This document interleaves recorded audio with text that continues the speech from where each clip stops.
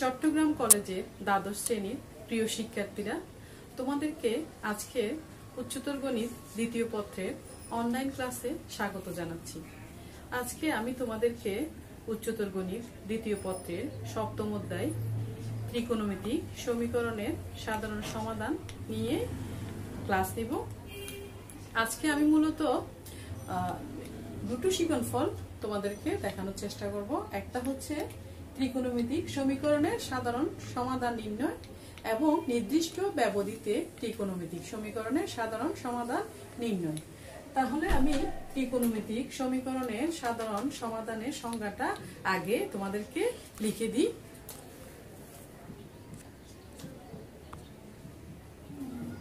সংজ্ঞাটা হচ্ছে এক বা একাধিক ত্রিকোণমিতিক অনুপাত সমন্বিত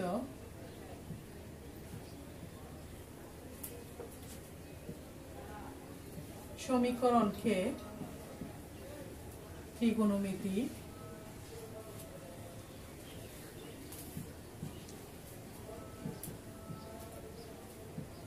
সমীকরণ বলে।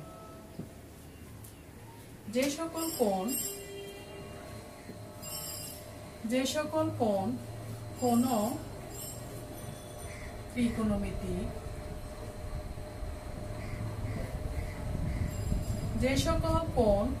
ত্রিকোণমিতিক সমীকরণকে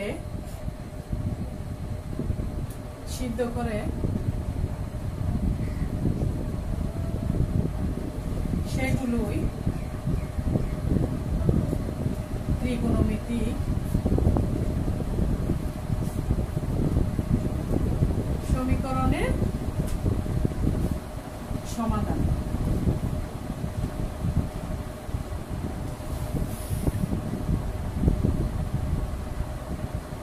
ত্রিকোণমিতিক ফাংশনগুলো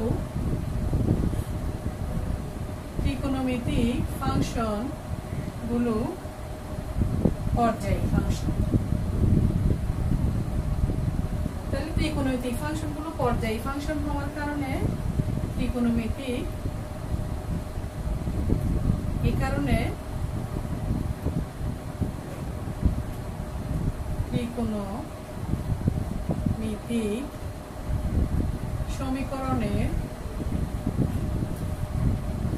সমীকরণের অসংখ্য সমাধান থাকে। সকল সমাধানকে যে সূত্রের মাধ্যমে প্রকাশ করা হয় তাকে ত্রিকোণমিতিক সমীকরণের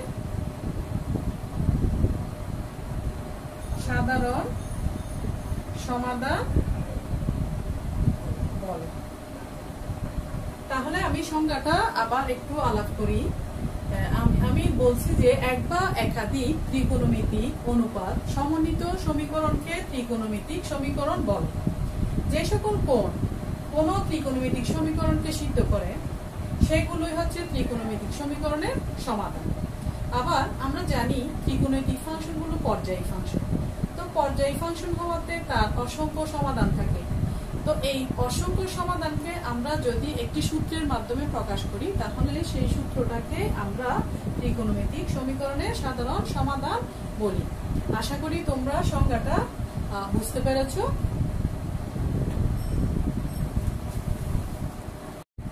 এখন আমি তোমাদেরকে sin θ = 0 সমীকরণের সাধারণ সমাধান কিভাবে নির্ণয় করা হয় দেখাচ্ছি। তার জন্য আমি এখানে কি করেছি দেখো, OX হচ্ছে একটা ঘূর্ণায়মান সরলরেখা। এই OX ঘূর্ণায়মান সরলরেখাটা ত্রিকোণমিতির ক্ষেত্রে আমরা জানি ঘড়ির কাঁটার বিপরীত দিকে ঘুরে। তাহলে OX ঘূর্ণায়মান রেখাটা ঘড়ির কাঁটার বিপরীত দিকে ঘুরে কোণ XOP সমান থিটা কোণ উৎপন্ন করব। এখানে আমরা পি বিন্দুর স্থানাঙ্ক ধরে নিয়েছি পি এক্স ওয়াই। পি বিন্দুর স্থানাঙ্ক যদি পি এক্স ওয়াই হয়, পি বিন্দু থেকে ও এক্স এর উপর অঙ্কিত লম্ব ধরি পি এন, তাহলে এক্ষেত্রে আমরা দেখতে পাচ্ছি পি এন ইকুয়াল টু কি, P N equal to y, আর ও পি হচ্ছে আর, এদিকে ও এন হচ্ছে কি এক্স। তাহলে আমরা পাই সাইন কোণ নিলে সাইন থিটা সমান, যেহেতু লম্ব বাই অতিভুজ ওয়াই বাই আর, কিন্তু আমাদের দেওয়া আছে কি সাইন থিটা ইকুয়াল টু 0। তো সাইন থিটা ইকুয়াল টু 0 হলে সাইন থিটা হচ্ছে আমাদের ওয়াই বাই এক্স।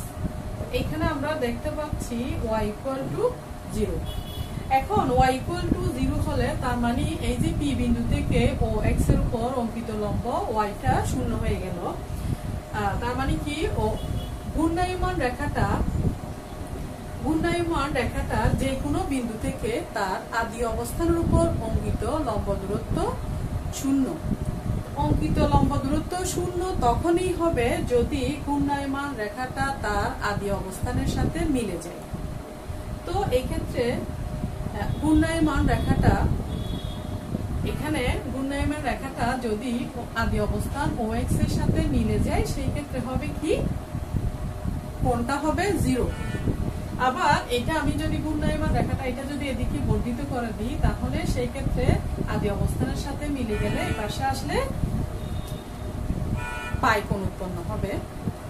তাহলে আমরা বলতে পারি ঘূর্ণায়মান রেখাটা 0 প্লাস মাইনাস পাই, প্লাস মাইনাস 2 পাই, প্লাস মাইনাস 3 পাই ইত্যাদি কোণ উৎপন্ন করে পুনরায় আদি অবস্থানের সাথে মিলে যায়।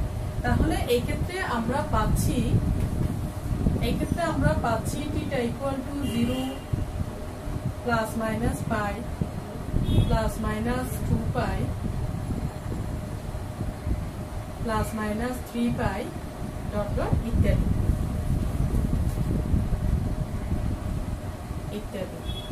তাহলে এখন এই সবগুলোকে একসাথে করলে আমি সাধারণ সমাধান পাই কি, থিটা ইকুয়াল টু n পাই। তাহলে আমরা লিখতে পারি sin থিটা ইকুয়াল টু 0 হলে থিটা ইকুয়াল টু n পাই। ঠিক একইভাবে আমরা যদি লিখি sin থিটার পরিবর্তে cos থিটা ইকুয়াল টু 0 সমীকরণের সাধারণ সমাধান, তাহলে sin থিটা ইকুয়াল টু 0 সমীকরণের সাধারণ সমাধানের মতো করেও আমরা cos থিটা ইকুয়াল টু 0 সমীকরণের সাধারণ সমাধান নির্ণয় করতে পারি। সেক্ষেত্রে আমাদের চিত্রটা সেম থাকবে। তো আগে আমরা sin থিটা ইকুয়াল টু নিয়েছিলাম, এখন আমরা করব cos থিটা ইকুয়াল টু আমরা জানি ভূমি বাই অতিভুজ, তার মানে x by r। x by r হলে কিন্তু আমরা করছি কিন্তু cos থিটা ইকুয়াল টু 0। তো cos থিটা ইকুয়াল টু 0 হলে cos থিটা পেয়েছি x by r equal to 0, তার মানে এখানে x ইকুয়াল টু কি 0। তো x ইকুয়াল টু 0 হলে সেক্ষেত্রে কি হচ্ছে, অর্থাৎ এই ক্ষেত্রে ঘূর্ণায়মান যে রেখাটা, সেই রেখাটা প্রান্ত বিন্দু বা শেষ বিন্দু, ঘূর্ণায়মান রেখাটা ও পি এর শেষ বিন্দু পিটা কি হবে, y অক্ষের সাথে মিলে যাবে। y অক্ষের সাথে যদি ঘূর্ণায়মান রেখা, এই যে এই রেখাটা যদি y অক্ষের সাথে মিলে যায়, সেই ক্ষেত্রে আমরা x ইকুয়াল টু 0 পাই। তো যদি y অক্ষের সাথে মিলে যায়, তাহলে ওx রেখাটা কি হবে, y অক্ষের সাথে মিলে যাবে। y অক্ষের সাথে মিলে গেলে আমরা পাই x ইকুয়াল টু 0। তো x ইকুয়াল টু 0 হলে তাহলে এখানে কোণ কত উৎপন্ন করবে, পাই বাই 2।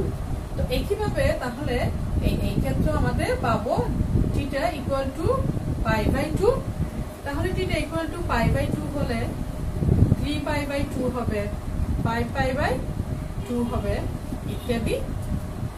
এখন theta equal to pi by 2, 3 pi by 2, 5 pi by 2 কে আমরা 2n plus 1 into pi by 2 লিখতে পারি, যেখানে n হচ্ছে কি n বিলংস টু z, শূন্য বা যে কোনো অখণ্ড পূর্ণ সংখ্যা। তাহলে cos থিটা ইকুয়াল টু 0 হলে আমরা পাচ্ছি theta equal to 2n plus 1 into pi by 2।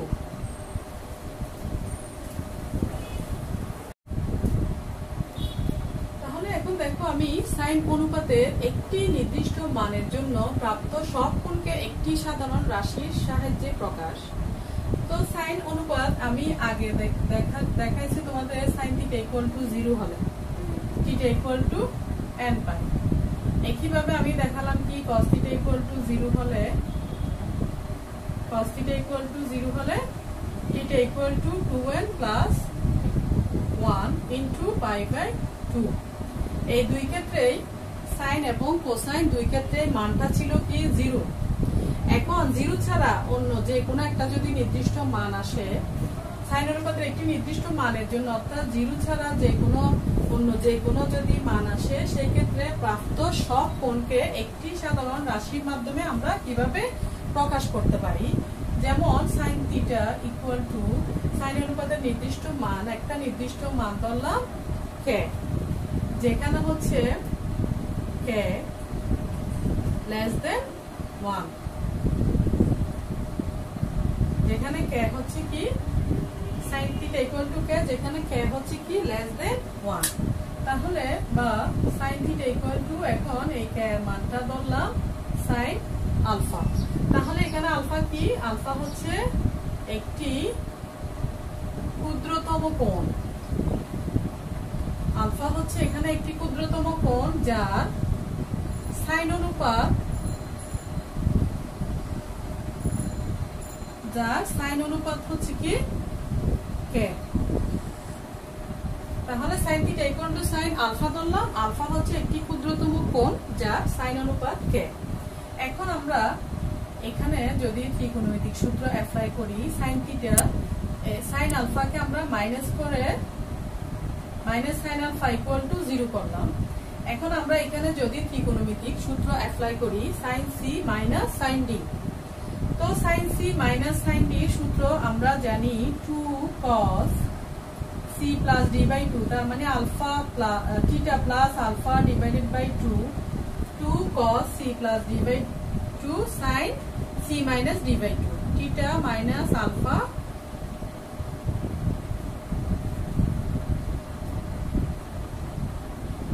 equal to 0, cos theta plus alpha divided by 2 sin theta minus alpha divided by 2 equal to 0। এখন এখান থেকে আমরা cos theta plus alpha divided by 2 equal to 0 লিখতে পারি, অথবা sin theta minus alpha divided by 2 equal to 0 লিখতে পারি। এখন আমি নিচ থেকে উপরে চলে আসছি, cos theta plus alpha divided by 2 equal to 0, অথবা sin theta minus alpha divided by 2 equal to 0। এখন এটাকে আমরা মনে মনে যদি থিটা ধরি, তাহলে cos theta equal to 0 হলে, cos theta equal to 0 হলে আমরা জানি theta equal to, এখানে theta হচ্ছে theta plus alpha divided by 2, আমরা জানি theta equal to 2n plus 1 into pi by 2, এটা আমি শুরুতেই প্রমাণ করেছি। তাহলে theta plus alpha divided by 2 equal to, আমরা এখানে m লিখি 2m plus 1 into pi by 2। এখন এখানে theta plus alpha equal to 2m plus 1 into pi, হিসাব করে আমরা পাচ্ছি theta plus alpha equal to 2m plus 1 into pi, বা এখানেও হচ্ছে আমাদের কি m হচ্ছে কি belongs to z, theta equal to 2m plus 1 into pi minus alpha। এখন 2m plus 1 into pi plus এই মাইনাসটাকে যদি আমি প্লাস করে মাইনাস 1 এর উপরে পাওয়ার 2m plus 1 into আলফা করি, এখানে হচ্ছে 2m plus 1 হচ্ছে একটা বিজোড় সংখ্যা, তাহলে m এর মান যাই দিই না কেন এখানে মাইনাস আসবে। তো এখন এখানে 2m plus 1 এবং 2m, এখানে এই পাওয়ার 2m plus 1 কে আমরা n ধরতে পারি, তাহলে আমরা পাচ্ছি n পাই প্লাস মাইনাস 1 এর উপরে পাওয়ার n into আলফা।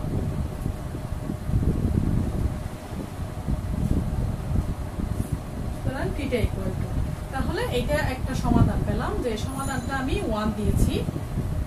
আবার একটু নিচে খেয়াল করো, আমাদের অথবা দিয়ে কি ছিল, আমাদের অথবা দিয়েছিল sin θ minus alpha divide by 2 equal to 0। sin θ minus alpha divide by 2 equal to 0 হলে তার মানে এখানে হচ্ছে sin θ ইকুয়াল টু 0। তো sin θ ইকুয়াল টু 0 হলে আমরা শুরুতে প্রমাণ করেছিলাম sin θ ইকুয়াল টু 0 হলে θ ইকুয়াল টু n পাই। তাহলে এখান থেকে আমরা লিখতে পারি, এখানে θ বলতে θ minus alpha divide by 2 equal to, এখানে যেহেতু m লিখেছি এখানেও m লিখবো, বা θ মাইনাস আলফা ইকুয়াল টু 2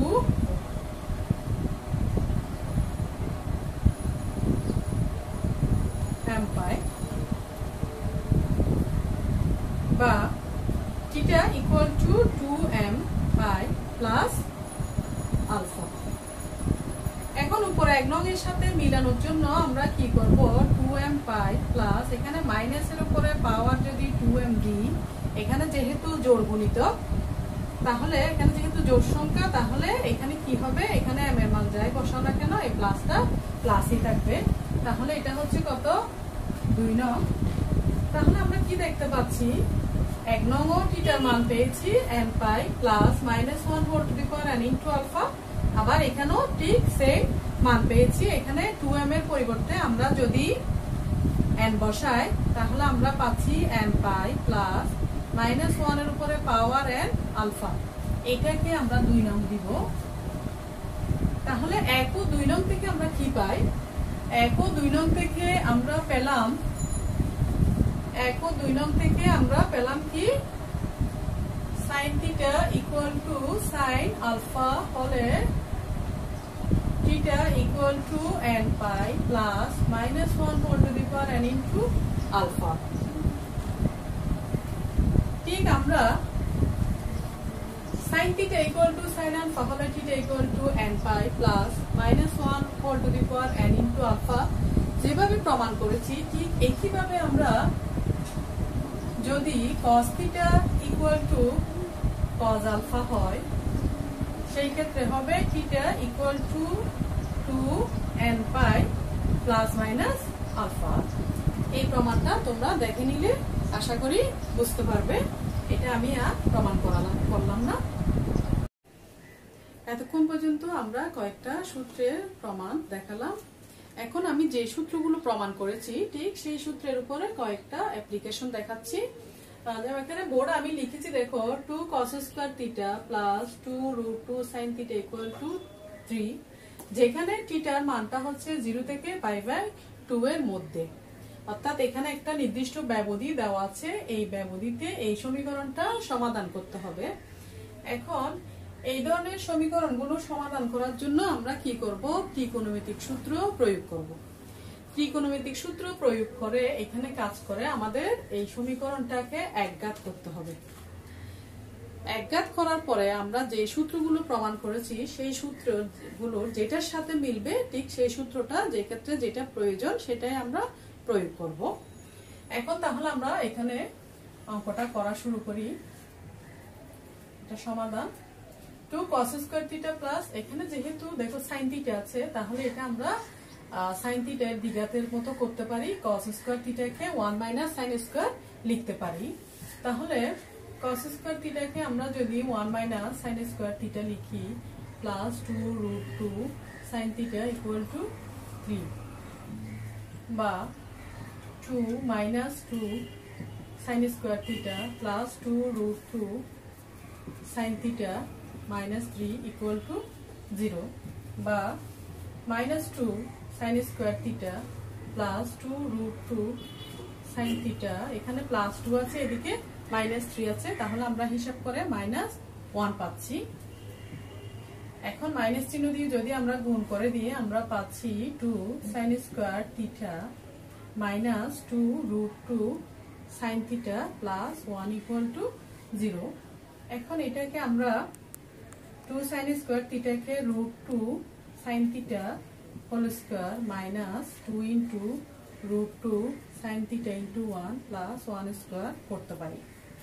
তো এখন এখানে আমরা তাহলে কি হলো minus B whole square root two sine theta minus 1 whole square equal to 0 বা root two sine theta equal two পাচ্ছি কত 1 আর sine theta equal to 1 by root two বা sine theta equal to 1 by root two হচ্ছে sine 45 degree মান sine pi by 4 sine pi by 4 হলে তাহলে আমাদের সূত্র কোনটার সাথে মিলছে sine theta equal to sine alpha তো sine theta equal to sine alpha হলে আমরা জানি theta equal to n pi plus minus 1 এর পাওয়ার n ইনটু আলফা এখানে আলফা বলতে হচ্ছে কত পাই by 4 therefore theta equal to যেখানে n belongs to z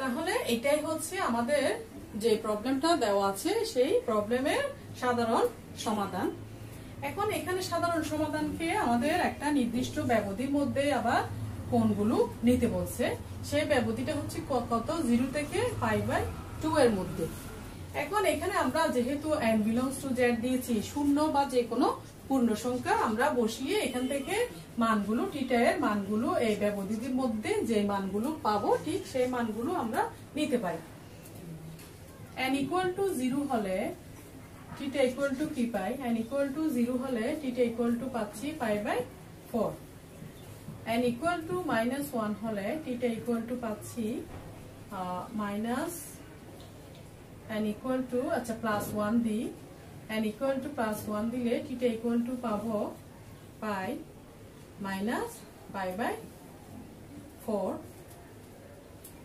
equal to 3 pi by 4 যা গ্রহণযোগ্য নয়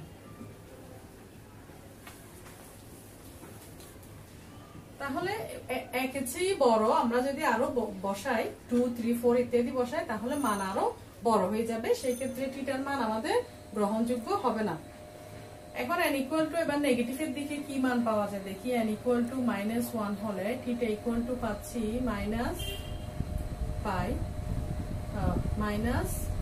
পাই এরপর হচ্ছে প্লাস এখানে যখন কি দেব -1 দিব তাহলে 1 বাই সেই ক্ষেত্রে এখানে হবে কত মাইনাস পাই বাই 4 সমান -5 পাই বাই 4 তাহলে নেগেটিভ মান এখানে কোনো কিছু নাই এটাও হচ্ছে কি গ্রহণযোগ্য না তাহলে সুতরাং থিটা এর নির্ণয় মান কি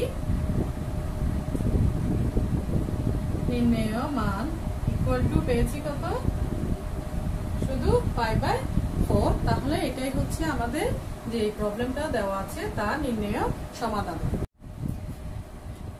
এখন যে প্রবলেমটা লিখেছি দেখো cos x plus √3 sin x equal to √2 এটা আমাদের আগের ফরম্যাট থেকে আলাদা একটা অঙ্ক এই ফরম্যাটটা হচ্ছে মূলত আমরা একটু নোট দিয়ে লিখে রাখতে পারো এটা হচ্ছে a cos x plus b sin x equal to c a cos x plus b sin x equal to c এই টাইপের সমীকরণ এই টাইপের সমীকরণ যদি থাকে সেই ক্ষেত্রে আমরা কি করব উভয় পক্ষে রুট এখানে cos x এর সহগ এবং sin x এর সহগ a square plus b square উভয় পক্ষে root a square plus b square দ্বারা ভাগ করতে হয় তাহলে বললাম যে a cos x plus b sin x equal to c এই টাইপের সমীকরণগুলো সমাধান করার জন্য আমাদের প্রথমেই উভয় পক্ষকে root a square plus b square দ্বারা ভাগ করতে হয় এরপরে sin x এর সাথে sin x এর জানা মান এরপরে cos x এর সাথে cos x এর জানা মান নিয়ে সূত্র প্রয়োগ করতে হয় যেমন আমরা এখানে দেখি তাহলে এখানে cos x এর সহগ হচ্ছে 1 আর sin x এর সহগ হচ্ছে √3 তাহলে আমরা কি করব উভয় পক্ষকে √1 square plus √3 square equal to এখান থেকে আমরা হিসাব করে পাচ্ছি কত 2 দ্বারা ভাগ করে পাই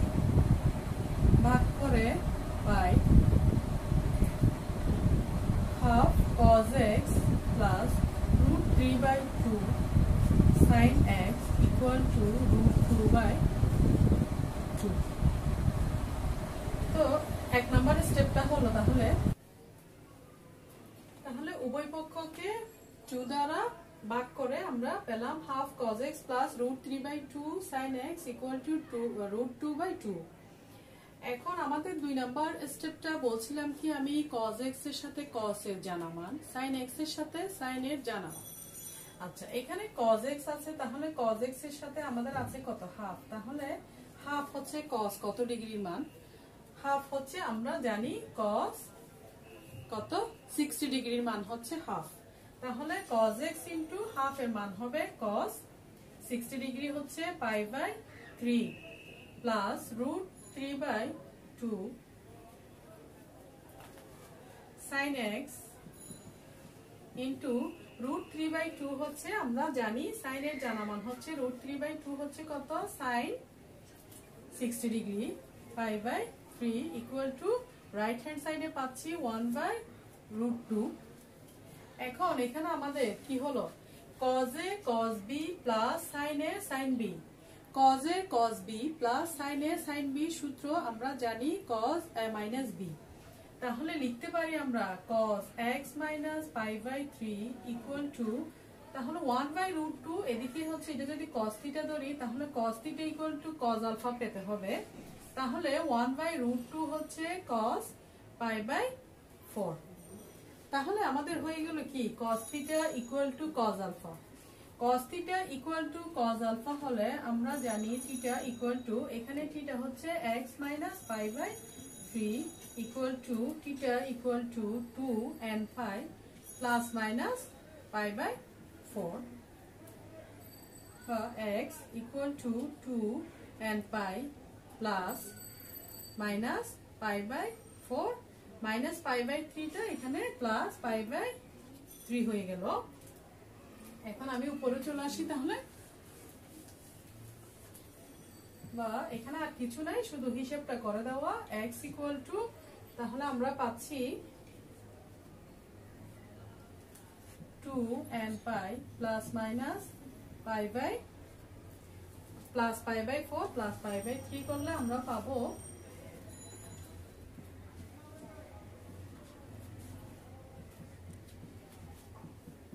plus 12 divided by 7 pi by 12 equal to তাহলে এখানে আমরা 24 24 and plus 7 into pi by 12,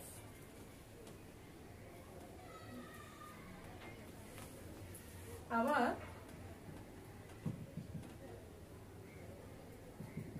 x equal to এখান থেকে একবার প্লাস নিয়ে এই মানটা পেলাম, আবার মাইনাস নিলে 2 and pi minus pi by 4 plus pi by 3 equal to 2 and pi এখানে আমাদের হিসাব করলে হয় 12 plus pi by 12,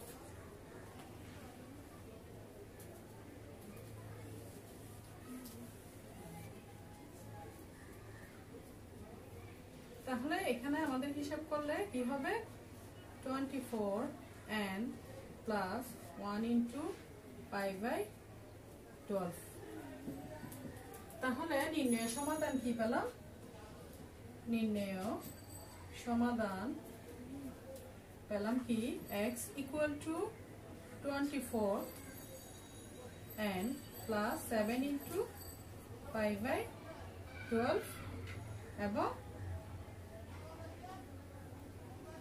কমা বা নির্ণয় সমাধান কমা 24 and plus 1 into pi by 12,